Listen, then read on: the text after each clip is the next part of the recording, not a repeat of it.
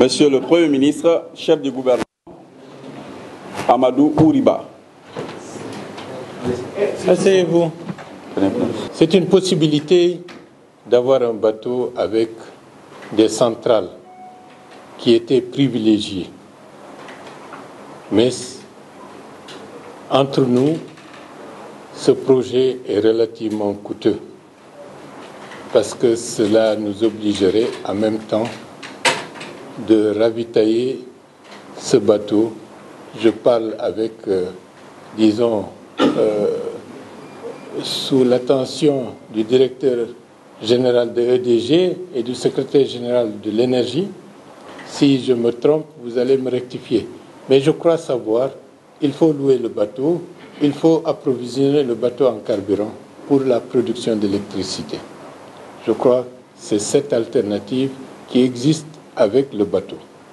Il y a d'autres alternatives qui sont en train d'être explorées.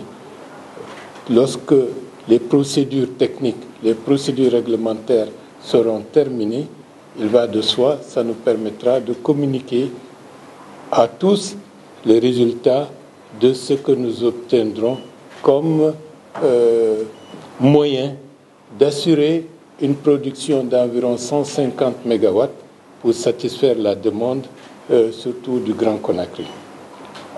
Bien entendu, il y aura des arbitrages, il y aura des discussions et les acteurs principaux que sont les ministères de l'énergie, le directeur général de EDG et les cadres qui sont autour, y compris les autres responsables des autres départements ministériels, notamment les conseillers de la primature et ceux de la présidence, vont travailler d'arrache-pied pour très rapidement nous donner un résultat fiable qui doit conforter notre volonté d'abord de satisfaire les besoins de la population, surtout dans cette période de sécheresse et cette période de Ramadan.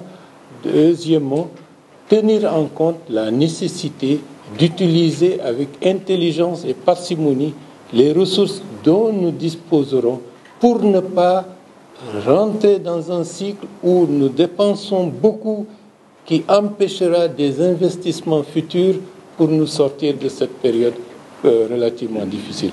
Les deux contraintes doivent être prises en compte.